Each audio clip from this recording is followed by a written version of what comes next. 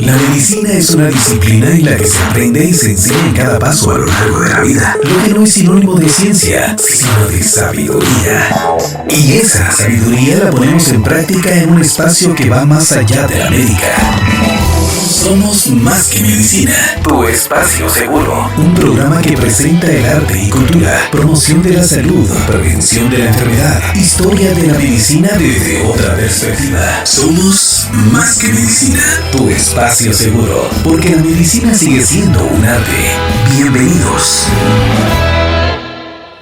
Hola a todos los que nos sintonizan en este programa radial Somos Más que Medicina. En esta oportunidad les saludo, mi nombre es María Estela Vázquez Alfaro, soy profesora de la Coordinadora de Trabajos de Graduación y es para mí un gusto enorme el poder estar acompañada de una estudiante brillante que he conocido a través de las asesorías metodológicas que se proporcionó a la propuesta de trabajo de graduación que ingresó a la COTRAG. Quiero contarles que esta propuesta se trata de un trabajo académico que mostró apego metodológico desde un inicio, cuyo tema es innovador, es de carácter científico, es actual y que aplica normas éticas de la investigación documental, puesto que la alumna eligió la modalidad de monografía para desarrollar su trabajo de graduación.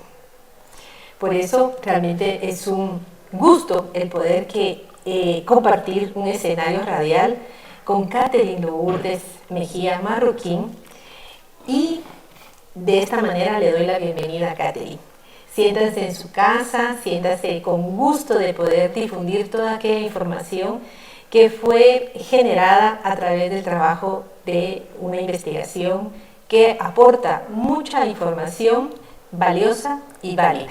Así que por favor, Catherine, genere un saludo a nuestra audiencia y presente el tema que investigó.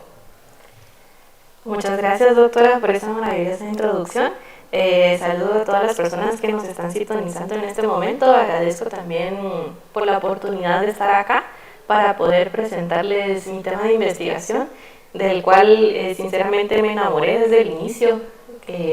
Empecé a tratar de formar la idea y en cada etapa fue aumentando mi interés en él.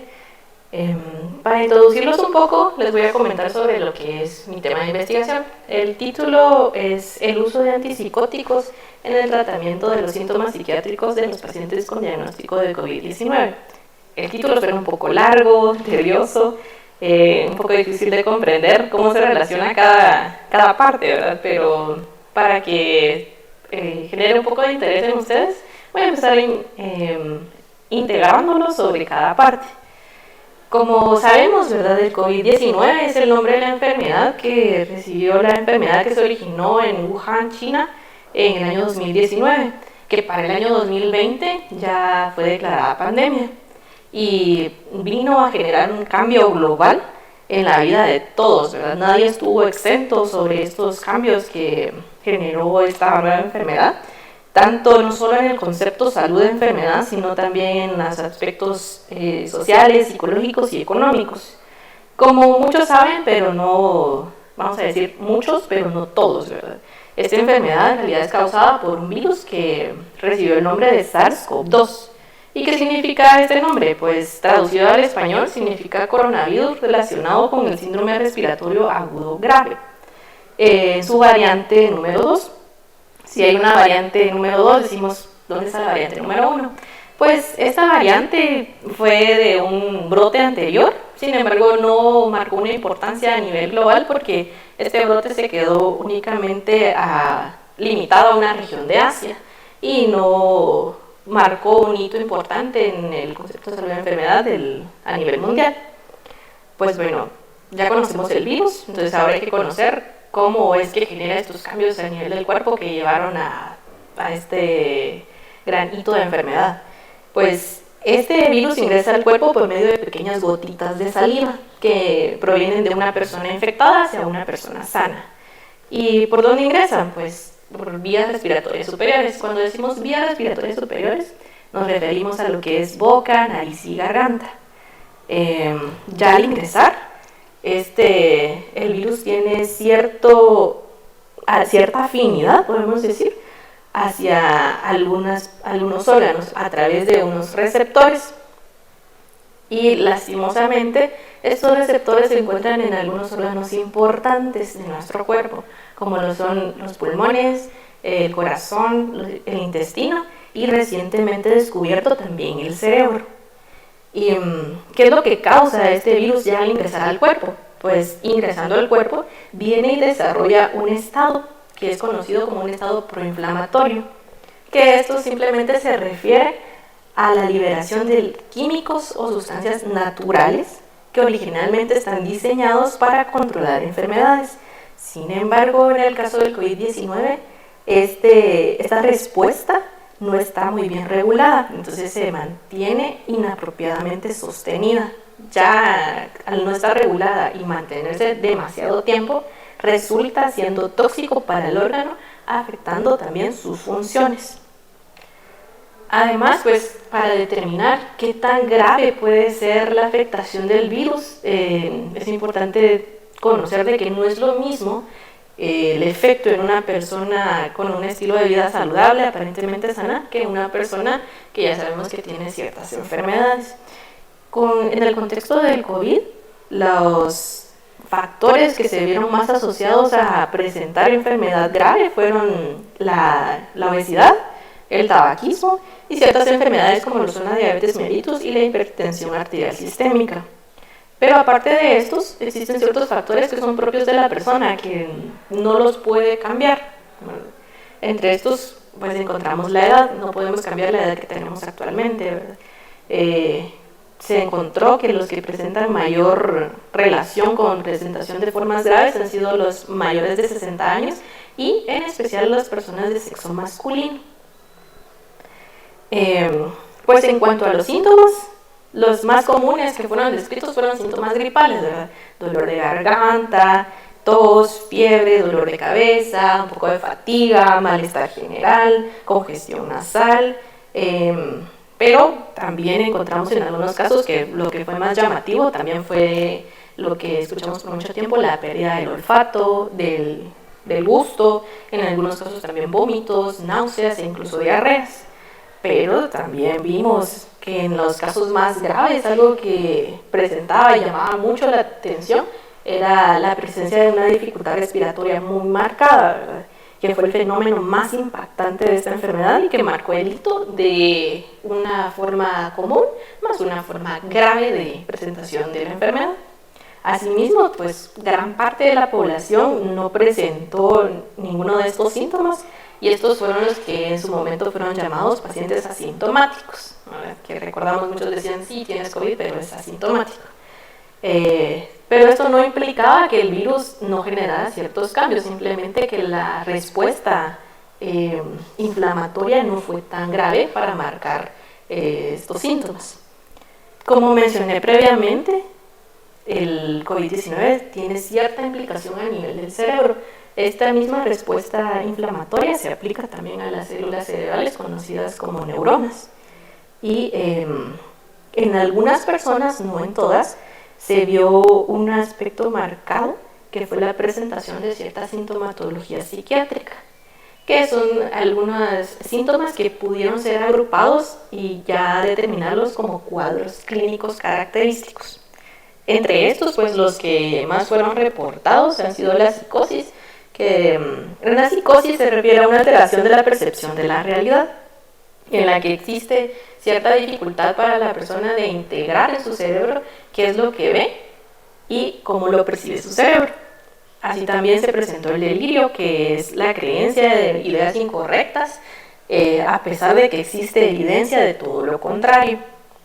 Otro cuadro clínico muy frecuente fue el trastorno de estrés postraumático.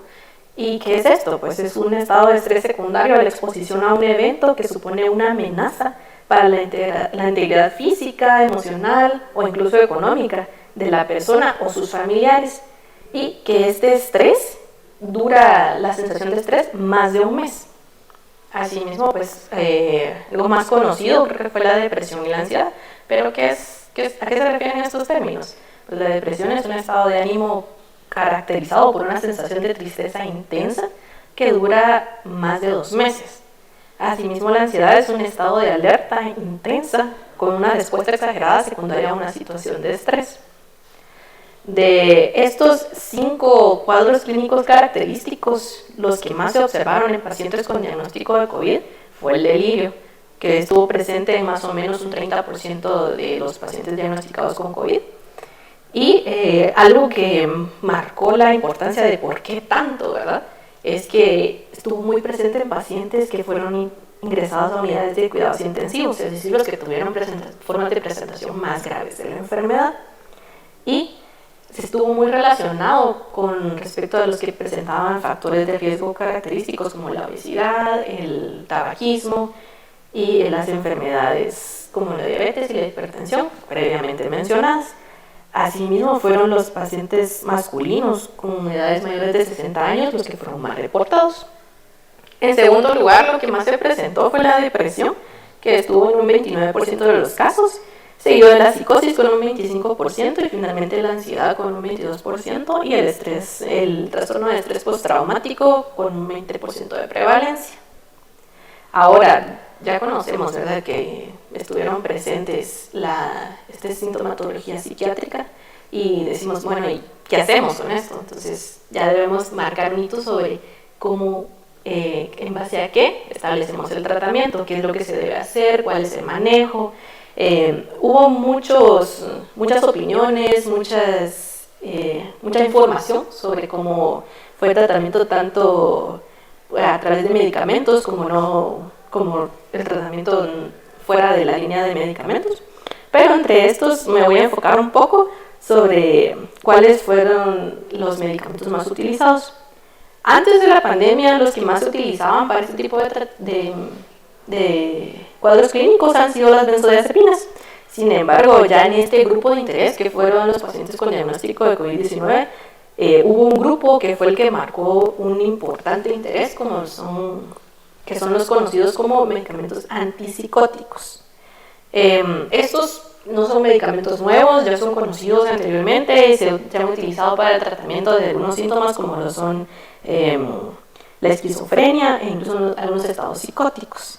Y la forma en la que actúan estos medicamentos es que vienen y alteran la transmisión hacia el cerebro de una sustancia llamada dopamina.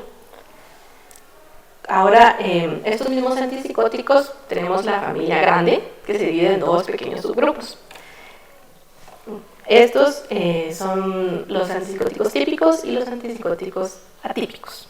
De los antipsicóticos típicos, los que más se utilizaron fueron 2, uno llamado haloperidol y el otro se llama clorpromacina.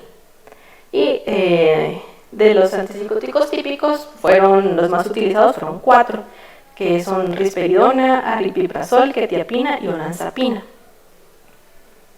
Con respecto al haloperidol, tuvo una muy buena respuesta, que fue un 60% de disminución de síntomas en los diferentes casos. Sin embargo, tiene la dificultad de que suele presentar algunas alteraciones a nivel cardíaco y alteraciones a nivel neurológico, entonces su uso tiene que ser bajo vigilancia estricta. Por su parte, los antipsicóticos atípicos también presentaron una muy buena respuesta. Por ejemplo, la risperidona tuvo un 95% de remisión, es decir, de reducción de los síntomas psiquiátricos.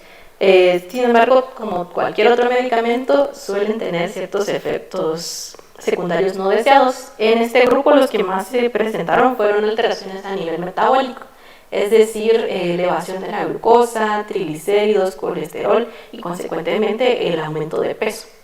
Que esto también se ve un poco relacionado a lo que es los factores de riesgo del propio COVID. Cabe mencionar que también muchos de estos medicamentos vino y se tuvo como una vuelta de rueda, podemos decir, y dijeron, ¿qué otras implicaciones tiene su uso? Y lo que se encontró es que también suelen tener ciertas implicaciones en la reducción de la sintomatología propia del SARS-CoV-2. Esto por una cierta implicación de efecto antiviral propio de los antipsicóticos. Sin embargo, estas investigaciones siguen siguen estando en el aspecto de laboratorio, pero sus resultados preliminares han sido prometedores. Así que toda esta información nos hace entender de que el estado de salud mental relacionado al COVID estuvo muy ligado. No fue lo principal, pero sí existe evidencia de su presentación. Y los antipsicóticos marcaron un hito importante sobre cómo ha sido el diagnóstico, el tratamiento, no solo de la sintomatología psiquiátrica, sino que también pueden ser utilizados en la sintomatología propia del COVID. Es interesante, Catherine, el escucharla, el que usted domine el tema, el empoderamiento hacia la temática de interés que fue investigado y exponerlo en esta cápsula informativa a toda nuestra audiencia. Esto definitivamente solo ocurre con un compromiso, con un crecimiento que la investigación se lo ha permitido.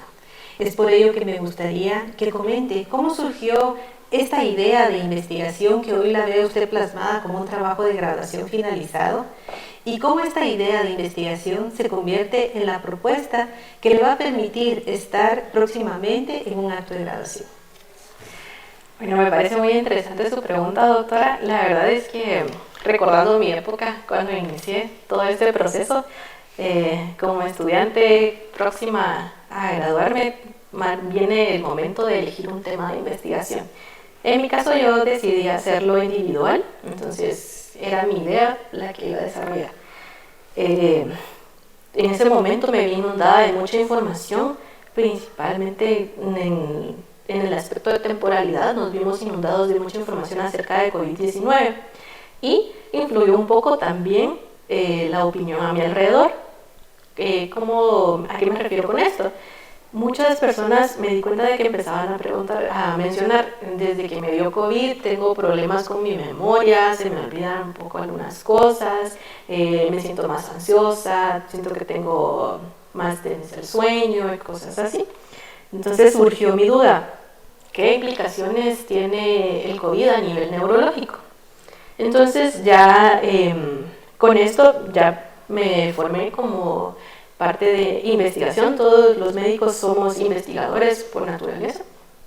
Entonces decidí investigar ya con fuentes confiables qué tan relacionados estaban estos dos términos.